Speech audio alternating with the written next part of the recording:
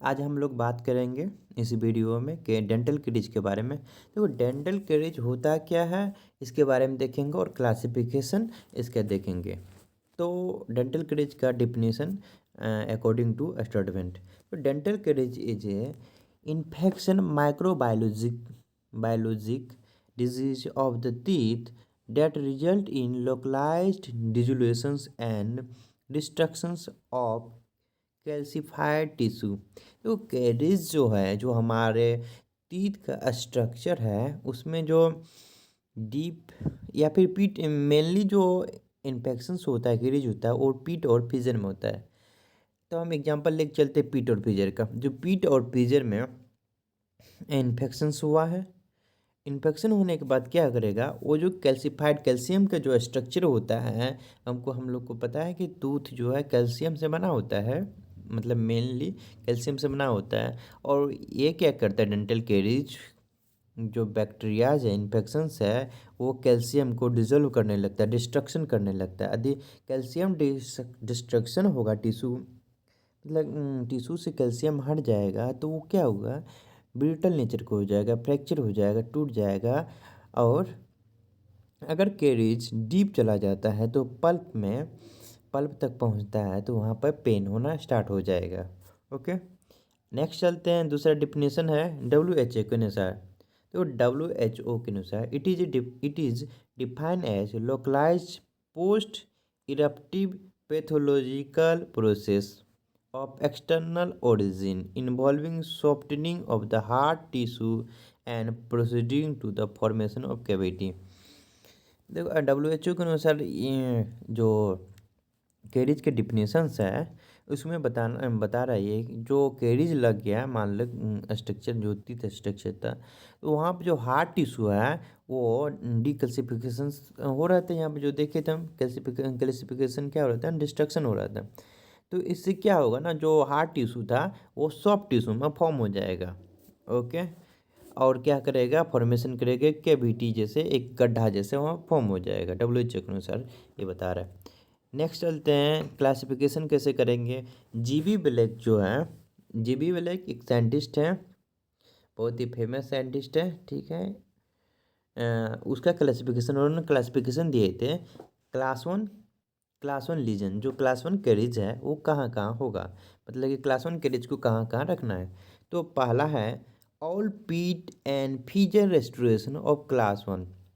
देखो जितना पीट और फीजर रेस्टोरेशन है किसका, पोस्टीरियर टीथ का, वो जो है ना क्लास वन में रखेंगे। They are assign to their three group में बांटा गया है।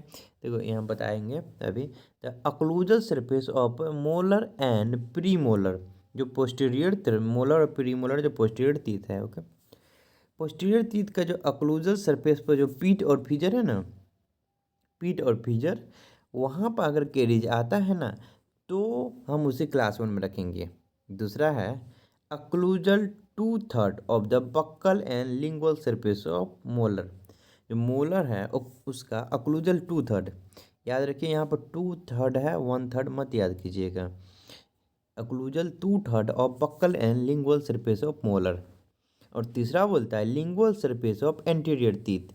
एंटीरियर टीथ का जो लिंगुअल सरफेस है वहाँ पर होता है। आगे हम डायग्राम भी इसका दिखाएंगे।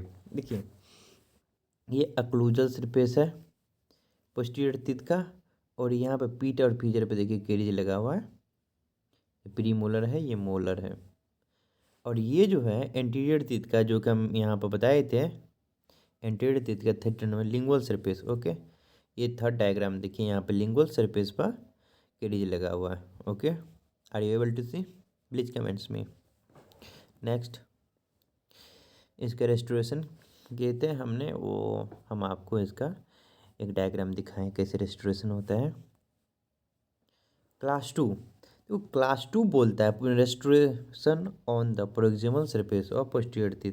जो पोस्टीरियर टीथ का प्रोक्सिमल सरफेस है, ये जो प्रोक्सिमल सरफेस है इस साइड और इस साइड जो होता है ना प्रोक्सिमल सरफेस होता है। मिक्सियल प्रोक्सिमल सरफेस वो होता है ना जो टू टीथ का बीच का, जब टू टीथ, दो टीथ हैं दोनों के बीच में जो मीजियल और डिस्टल का मिल रहा है वो उसको प्रोक्सिमल सरफेस बोलते हैं। जैसे यहाँ पर एक इधर से मान लो तीत रहता है, तो यहाँ पर क्या होता है ना, प्रोक्सिमल सरफेस होता है। तो यहाँ पर अगर कैरिज लग रहा है तो उसको रखेंगे किस में, क्लास 2 में। ध्यान रखना कि यहाँ पोस्टीरियर तीत का प्रोक्सिमल सरफेस पर। ओके, नेक्स्ट चलते हैं क्लास 3 में। क्लास 3 बोलता है proximal surface of anterior teeth without involving the incisal edge. मतलब कि इंसाइजल एज को छोड़ के जो कैरीज है प्रोक्सिमल सरफेस पे लगेगा एंटीरियर टीथ का, तो उसको क्लास 3 में रखेंगे। जैसे कि यहाँ पर देखो, अगर यहाँ पर आता है इंसाइजल एज पर, तो उसको हम नहीं रखते क्लास 3 में, बट ये प्रोक्सिमल सरफेस पर इस साइड से और ये दो टीथ के बीच के जो साइड है अंदर से, वहाँ पर है, इसलिए हम क्लास 3 में रखे हैं इसको। नेक्स्ट चलते हैं क्लास 5। तो क्लास 5 रेस्टोरेशन यह बोलता है कि proximal surface of anterior teeth का, बट इसमें इन्वॉल्विंग रहेगा इंसाइजल एज। और क्लास 3 में इंसाइजल एज इन्वॉल्व नहीं रहता था, without involving the incisal edge, इसमें इन्वॉल्विंग द इंसाइजल एज।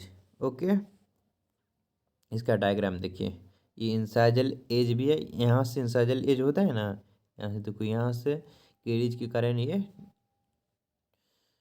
टूट गया है, ब्रिटल हो गया, ब्रिटल नहीं से टूट गया है ना। देखो यहाँ से भी प्रिज्मल सरफेस भी है और इंसाइजल भी है, दोनों इन्वॉल्व हुआ, तो क्लास 4 में रखेंगे। नेक्स्ट चलते हैं यहाँ पर क्लास 5 बोलते हैं restoration on the gingival third of the facial lingual surface of all teeth. जो जिंजाइवल थर्ड का फेशियल लिंगुअल सरफेस है, तो कोई भी टीथ है उसका जिंजाइवल थर्ड ऊपर जो रहता है जिंजाइवा के पास, वहाँ पर जिंजाइवल थर्ड बोलते हैं। जिंजाइवल थर्ड का फेशियल और लिंगुअल सरफेस जो है, वहाँ पर अगर कैरिज प्रेजेंट रहता है तो क्लास 5 रेस्टोरेशन करते हैं।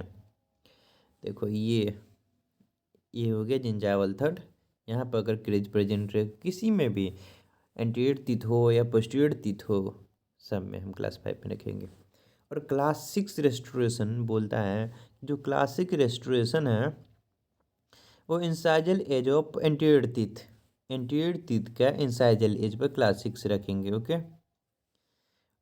And occlusal cusp height of posterior teeth. जो ओक्लूजल सरफेस है किसका, पोस्टीरियर टीथ का, उसका जो कस्प हाइट है वो क्लास 6 में रखेंगे। ओके, और जो पीट और फीजर था उसे क्लास 1 में रखते थे। नेक्स्ट चलते हैं इसका डायग्राम। देखिए यहाँ पे जो कस्प होता है, देख रहे हैं, कस्प हम जो था इसे हम क्लास 6 में रख रहे हैं। अगर यही कैरिज इस जगह पर होता पीट और फीजर पर, इसे क्लास 1 में रखते हैं। और आज के लिए इतना ही। थैंक यू, प्लीज़ लाइक और सब्सक्राइब कर दीजिए।